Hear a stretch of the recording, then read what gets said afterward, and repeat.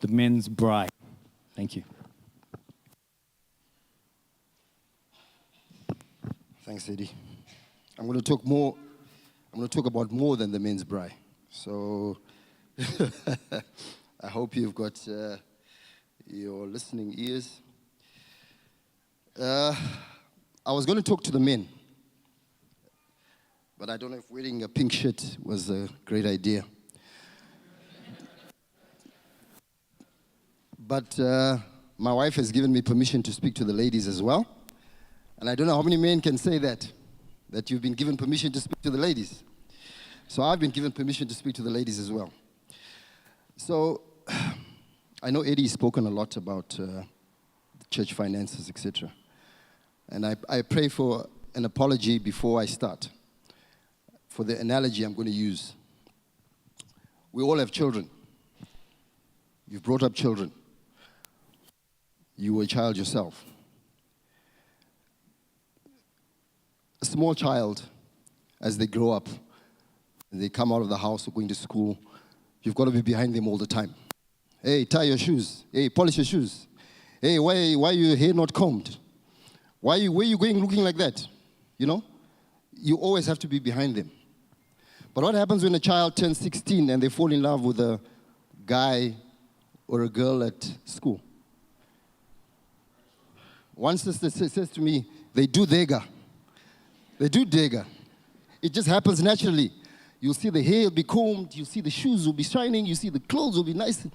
You won't be able to sit in the car because of the perfume, you know? So that's what happens when we fall in love with Jesus. When you fall in love with Jesus, it does on its own. You just want to serve him, you just want to worship him. Have you heard people saying, when I found Jesus, that's a lie. Ephesians 2 says, you were dead in your sins. You were dead in your sins. As far as I know, dead people don't find anything. So,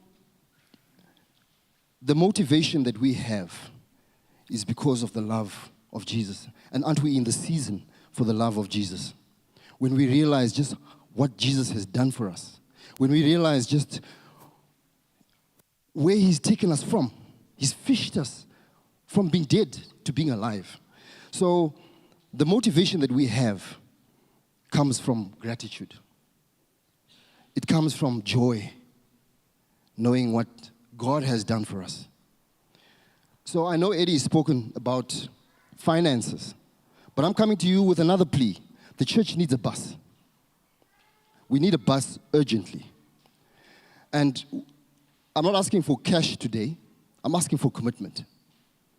We need a bus. I'm asking the guys, we've been speaking to the men of the group to commit a certain amount every month for the next 2 months so that we can buy a bus. Project 127 want to go to Inyanga, they need a bus. The youth want to go to places, we need to pick up youth from the University of Zimbabwe, we need a bus. The ladies want to go, whatever ministry activities they have, they need a bus. The gents want to go, we wanted to go to Mashingo, we need a bus.